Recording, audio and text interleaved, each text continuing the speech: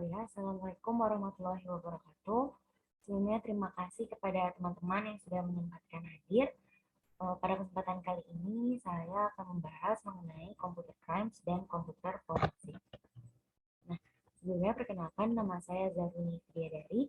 Saya berasal dari Bekasi dan saya pernah menempuh pendidikan di Universitas Gadjah Mada tahun 2017 sampai dengan tahun 2020 untuk jurusan D3 akuntansi. Lalu sekarang saya melanjutkan pendidikan di Universitas 11 Maret untuk jurusan akuntansi. Nah, yang pertama akan kita bahas adalah mengenai komputer crime. Jadi, komputer itu semakin banyak digunakan dalam kehidupan sehari-hari kita. Misalnya, industri perbankan semakin mengandalkan komputer.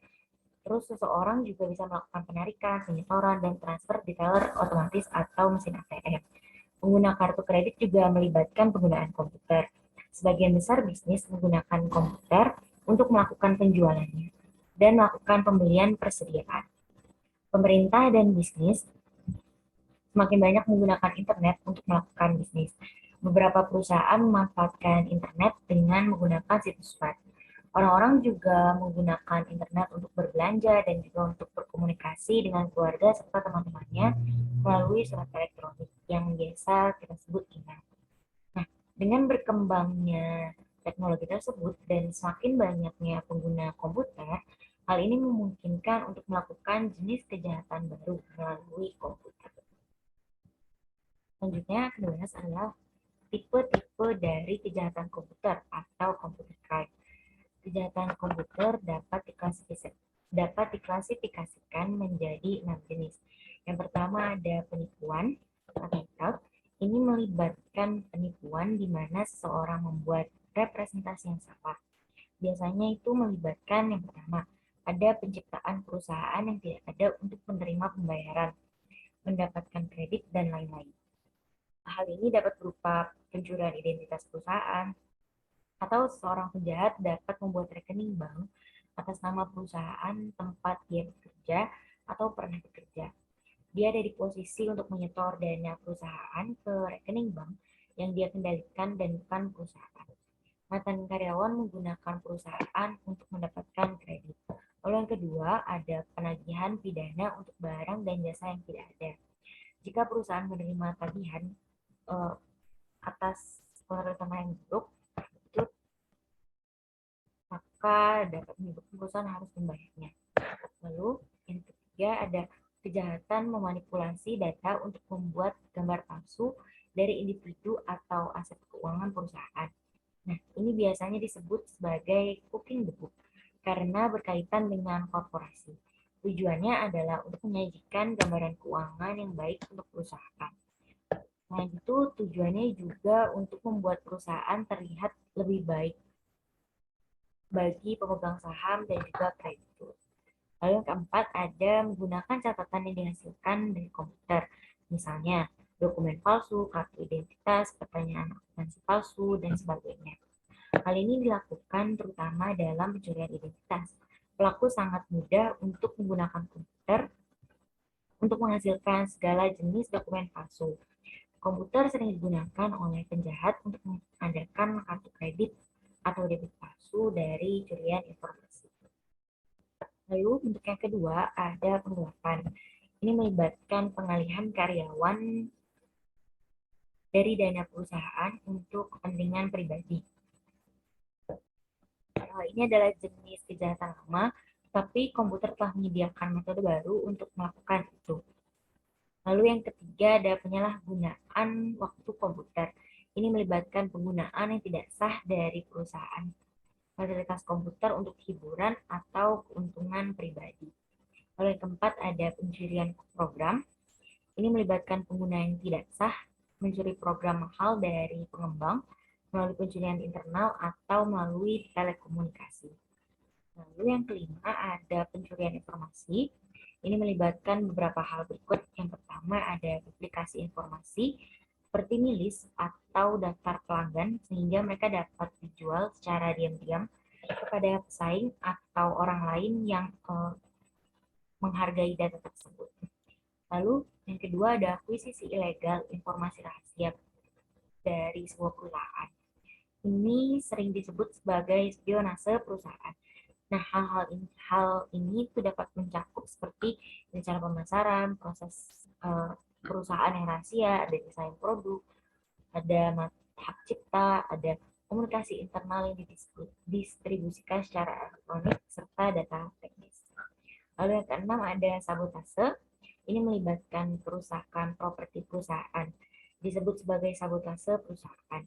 Nah, hal ini mencakup ada yang pertama ada validation against employer.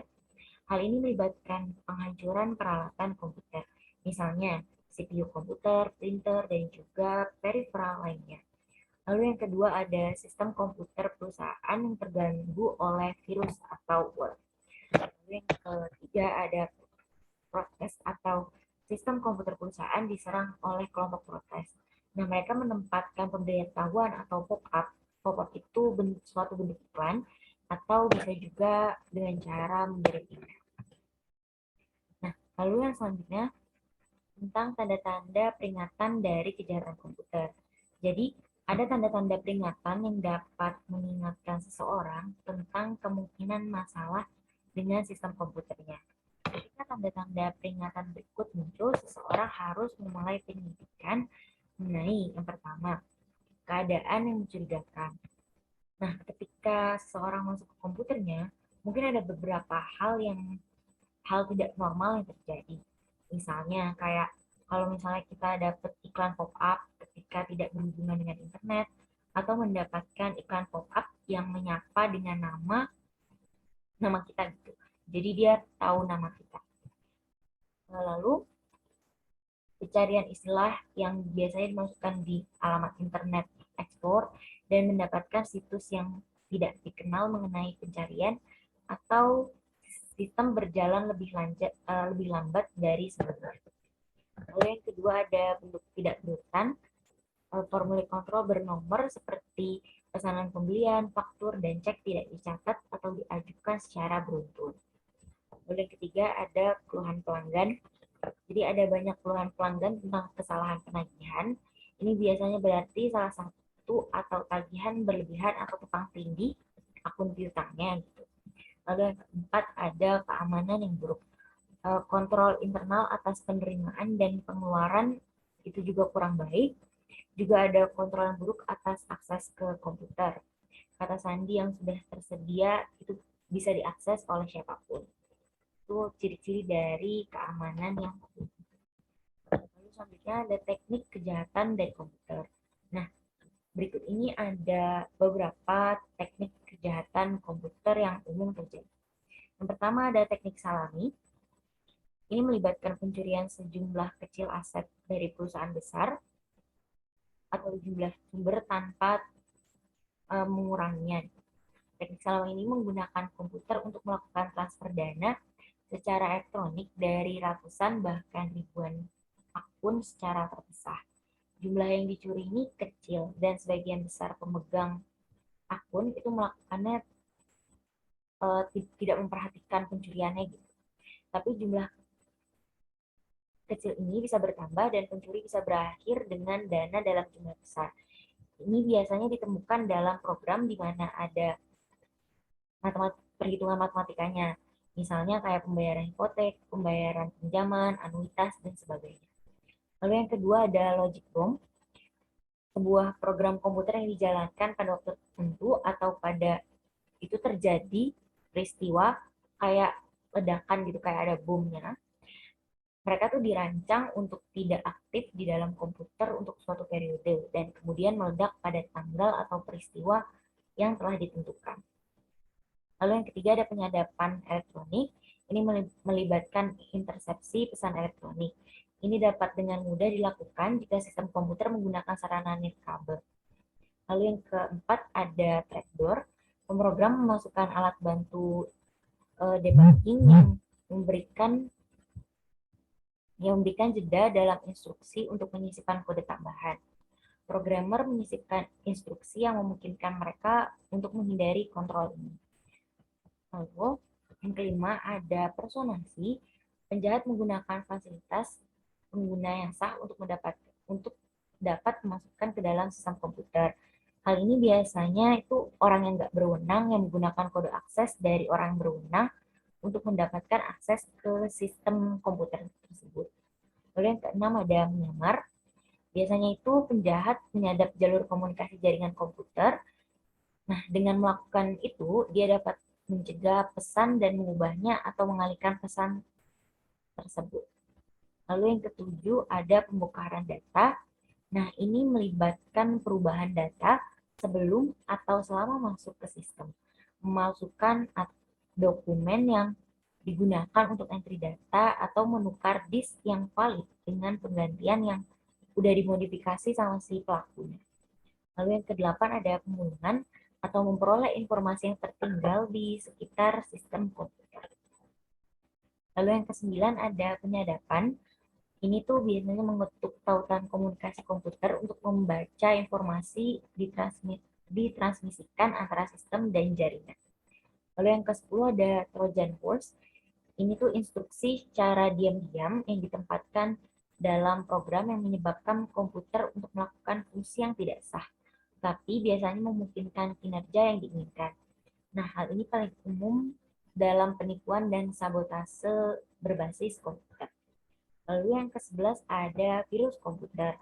Nah, ini tuh merupakan kode berbahaya yang menyebabkan kerusakan pada informasi sistem atau menolak akses ke informasi melalui replikasi diri. Virus atau replikasi dari program ini ditulis untuk tujuan menginfeksi si sistem komputer tersebut. Pelaku biasanya melakukan melalui disket, internet, atau surat elektronik. Beberapa virus diketahui menghapus semua data dari hard drive dan membuat komputer jadi nggak bisa digunakan. Pelaku juga dapat melelehkan motherboard dari si komputer. Lalu yang ke-12 ada Rabbit. Ini adalah instruksi untuk memerintahkan komputer untuk melakukan tugas yang tidak berguna tanpa henti, melipat gandakan perintah kerja hingga akhirnya membanjiri komputer itu sehingga komputer itu nanti mati gitu. Lalu selanjutnya yang ke-13 ada worms. Worms ini tinggal di komputer dan menghabiskan ruang sampai si mesin ini melambat atau macet. Jadi komputer itu jadi kayak lelet gitu. Lalu yang ke-14 ada cyber pirates. Ini melibatkan pembuatan skema menggunakan komputer seperti skema investasi, penipuan asuransi, dan sebagainya. Contohnya itu cyber pirates itu membohongi si perusahaan asuransi untuk mengumpulkan uang polis. Nah, cyber pirates itu membuat phantom ship dengan menggunakan komputer dari badan tim. Cyber pirates ini mengambil polis asuransi dan kemudian menghancurkannya. Lalu yang selanjutnya terkait tentang profil penggelapan komputer. Jadi FBI telah melakukan profiling pada berbagai jenis penjahat. Nah, ketika terjadi kejahatan komputer, ini FBI telah menemukan beberapa hal yang mendukung terjadinya kejahatan komputer. Yang pertama, adanya motivasi. Penjahat dunia maya memiliki 3 jenis faktor motivasi. Yang pertama ada komitmen keuangan, seperti penjahat kerah putih lainnya. Mereka melakukan kejahatan untuk keuntungan finansial karena krisis keuangan pribadi. Nah, ini biasanya disebabkan baik gaya hidup mewah ataupun krisis yang menyebabkan mereka tuh mengalami kesulitan keuangan. Lalu yang kedua ada rasionalisasi. Sebuah karakteristik umum untuk penjahat adalah untuk rasionalisasi tindakannya. Penjahatnya itu biasanya membuat klaim untuk membenarkan tindakannya. Lalu yang ketiga ada tantangan. Beberapa orang melakukannya untuk tantangan melihat apakah mereka bisa mendapatkannya. Peretas komputer biasa menyukai tantangan untuk membobol sistem komputer. Lalu yang kedua ada karakteristik pribadi. Nah, karakteristik pribadi ini yang pertama bisa dari jenis kelamin, entah itu pria ataupun wanita, terus terkait dengan catatan kriminalnya. Orang yang melakukan penipuan komputer biasanya itu nggak punya catatan kriminal apapun. Penipuan biasanya bentuk ini biasanya pelanggaran dari peta. Lalu yang ketiga ada status mereka udah menikah atau belum, terus dengan 1 anak atau 2 anak. Gitu. Namun ada banyak kasus di mana pelakunya adalah orang tua tunggal. Gitu. Lalu yang keempat ada gaya hidup kelas menengah, yang kelima ada penghasilan, Nah, pendapatan orang tersebut biasanya di atas 40% dari populasi. Lalu yang selanjutnya ada bekerja sendirian. Orang tersebut biasanya bekerja sendiri, tidak diawasi dengan ketat, atau bukan merupakan karyawan yang terpercaya. Lalu yang selanjutnya terkait dengan usia. Usia paling umum untuk pelaku penipuan komputer adalah di pertengahan 30-an. Namun dalam beberapa kasus itu juga bisa terjadi oleh pria muda, biasanya 14 hingga 22 tahun. Itu mereka dapat masuk ke sistem komputer tersebut. Selanjutnya bisa juga dari pendidikan. Penjahat komputer biasanya memiliki gelar karena mereka udah punya pengetahuan gitu, dan mereka menerapkan pengetahuan itu dengan cara yang salah. Mereka malah pakai buat membobol komputer. Lalu selanjutnya ada penanggulangan. Di sini ada 4 langkah dasar yang harus diambil perusahaan untuk mengamankan sistem komputernya. Yang pertama ada jejak audit. Sistem komputer harus mengidentifikasi dan mencatat yang pertama terminal yang digunakan untuk dapat mendapatkan akses. Yang kedua, tentang saat sistem itu diakses. Yang ketiga, identifikasi orang yang membuat akses tidak sah. Yang keempat, ada file yang diakses oleh si operator. Lalu yang terakhir ada bagaimana file digunakan atau apa yang dilakukan terhadapnya. Ini mungkin berarti meninjau file-file tersebut secara rinci.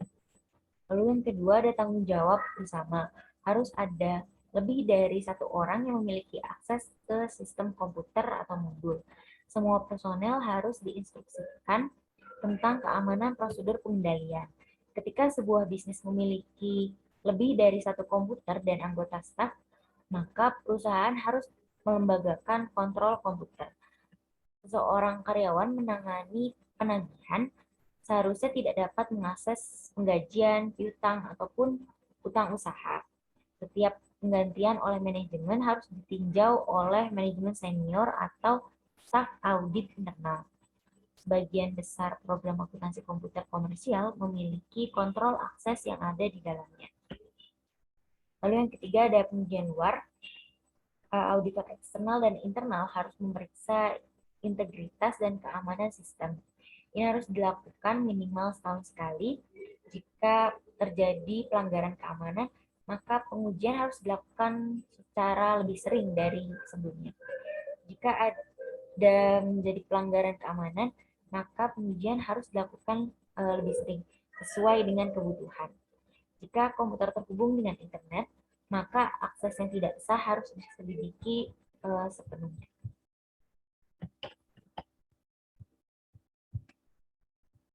Yang selanjutnya ada investigasi kejahatan komputer. Yang pertama ada persiapan. Persiapan ini bisa dibagi menjadi dua. Yang pertama, memiliki pemahaman dasar tentang operasi komputer dan terminologi. Lalu yang kedua, mengembangkan keterampilan teknis untuk mengarahkan penyelidikan yang mungkin didasarkan pada keahlian.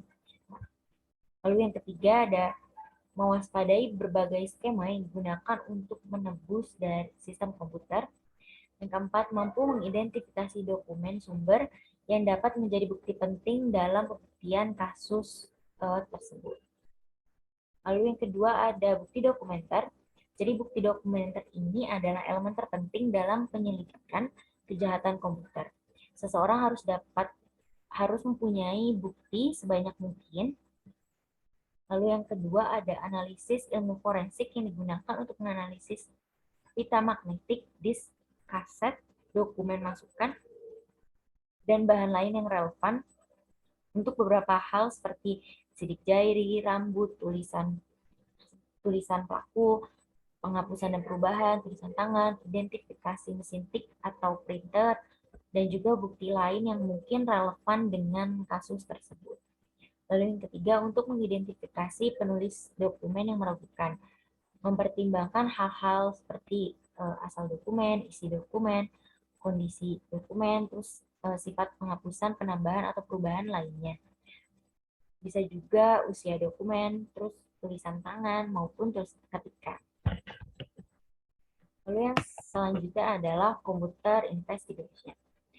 Dalam banyak kasus penipuan saat ini, Penjahat akan menggunakan komputer untuk merencanakan, menyimpan catatan, atau berkomunikasi dengan pelaku kejahatan lainnya.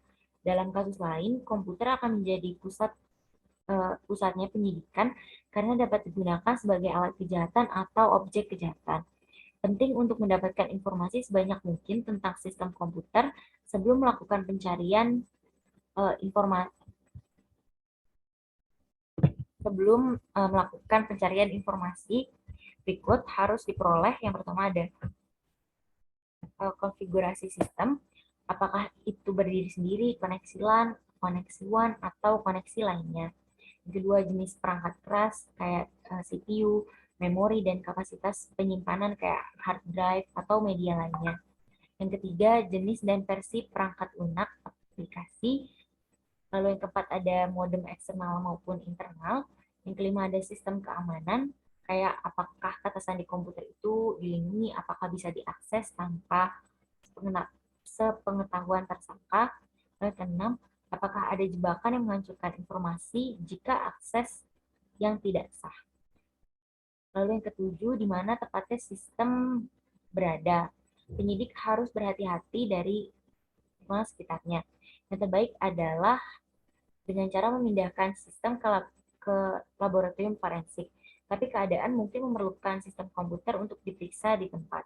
Lalu yang kedelapan ada printer dan peripheral lainnya. Itu harus disita karena mungkin memiliki memori yang dapat berisi bukti penting. Item lain yang perlu dipertimbangkan adalah multiplexer, router, bridge, server printer, dan juga recorder. Lalu pembahasan yang kedua adalah terkait dengan komputer forensik. Nah, definisi komputer forensik yang dikemukakan oleh Simon Dawson dan Peter Yap itu komputer forensik adalah ilmu tentang pemulihan dan analisis dari data yang disimpan secara elektronis sedemikian rupa sehingga data itu andal dalam proses litigasi atau proses hukum lainnya. Terdapat 3 langkah utama dalam komputer forensik. Yaitu yang pertama ada imaging atau mengambil image. Nah, secara sederhana, suatu alat dihubungkan ke salah satu communication port dan alat ini akan meredam seluruh data yang ada pada electronic storage seperti hard disk dalam komputer secara lengkap. Lalu yang kedua, teknik yang kedua ada processing atau mengolah citra atau image tersebut. Jadi setelah mendapatkan bayangan dari data aslinya, citra atau image ini harus diolah untuk memulihkan file yang terlanjur dihapus atau yang ditulisi kembali dengan current file. Dengan memulihkan image hasil koplan tersebut, files dan folders akan tampil seperti pada media penyimpanan data yang aslinya. Lalu yang ketiga ada analyzing atau menganalisis image yang sudah diproses. Pada langkah ketiga inilah investigator menunjukkan keahliannya, kreativitasnya, dan penerapan gagasan orisinal. Pelaku fraud dan kejahatan umumnya menyimpan file mereka dalam My Document atau sesuatu yang tentunya mengejutkan karena kita mengharapkan mereka lebih pandai mencari tempat persembunyiannya. Lalu yang selanjutnya ada perspektif hukum dari bukti digital. Yang pertama ada penanganan perangkat keras dan lunak.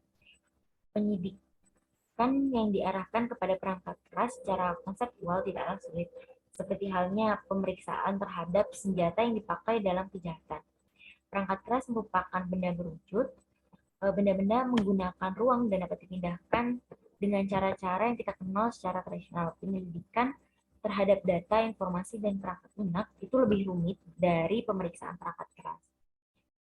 Karena itu untuk memudahkannya, jadi jenis pemeriksaan itu dibedakan menjadi dua. Yang pertama ada pemeriksaan di mana informasi yang dicari pada komputer, di mana pemeriksaan dilakukan. Lalu yang kedua, pemeriksaan atas informasi yang disimpan offsite di tempat lain di mana komputer digunakan untuk mengakses data. Lalu yang kedua, informasi hasil kejahatan. Informasi hasil kejahatan bisa berupa pengadaan perangkat lunak dengan pelanggaran hak cipta atau kekayaan intelektual, termasuk pengadaan buku-buku pedoman untuk menjalankan perangkat lunaknya, dan pencurian informasi perusahaan atau negara yang rahasia. Yang ketiga ada informasi sebagai instrumen kejahatan. Dalam hal tertentu, informasi dapat digunakan sebagai alat atau instrumen untuk melakukan kejahatan. Misalnya perangkat lunak yang dirancang khusus untuk membuka kode atau password, atau untuk memperoleh daftar nomor kartu kredit yang hilang atau dicuri. Nah, teorinya adalah apabila secara wajar informasi tersebut patut diduga telah atau dapat digunakan sebagai instrumen kejahatan. Penyidik boleh atau dapat menyitanya. Lalu yang keempat ada informasi sebagai bukti kejahatan.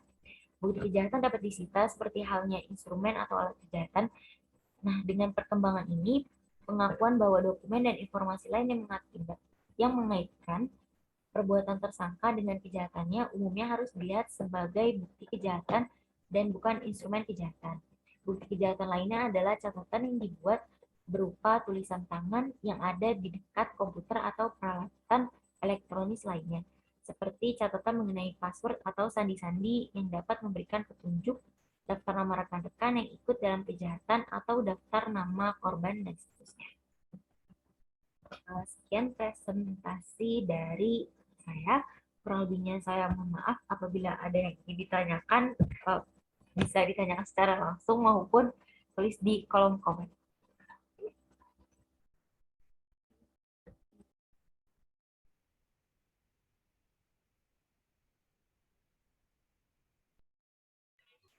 Izin bertanya, Mbak. Oh ya, silakan Mbak Miftah. Bagaimana cara mencegah terjadinya komputer crime? Terima kasih.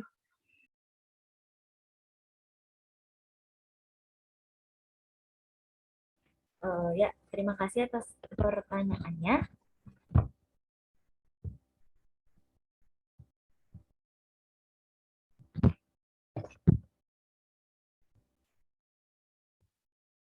Ya, jadi terima kasih atas pertanyaannya Mbak Miftah tadi terkait dengan cara mencegah terjadinya computer crime. Jadi dalam meminimalisir terjadinya kecurangan secara digital ataupun computer crime, perusahaan itu dapat melakukan pengamanan serta memperketat atas arus komunikasi di dalam suatu perusahaan. Perusahaan juga dapat meningkatkan pengendalian internal untuk mencegah terjadinya computer crime, lalu menciptakan lingkungan kerja yang nyaman bagi karyawan sehingga tidak terdorong untuk melakukan tindakan kriminal. Begitu Mbak Miftah, apa ada tanggapan? Baik, terima kasih Mbak Sarani.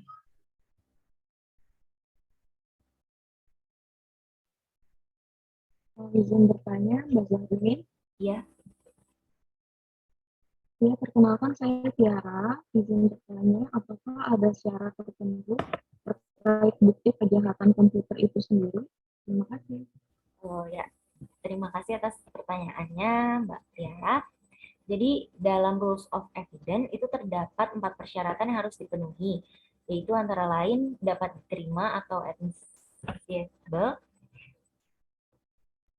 lalu harus mampu diterima dan digunakan demi hukum, mulai dari kepentingan penyidikan sampai dengan kepentingan pengadilan. Lalu yang kedua, asli atau otentik. Jadi bukti tersebut harus berhubungan dengan kejadian atau kasus yang terjadi dan bukan rekayasa. Lalu yang ketiga, ada lengkap atau komplit. Bukti bisa dikatakan bagus dan lengkap jika di dalamnya terdapat banyak petunjuk yang dapat membantu proses investigasi.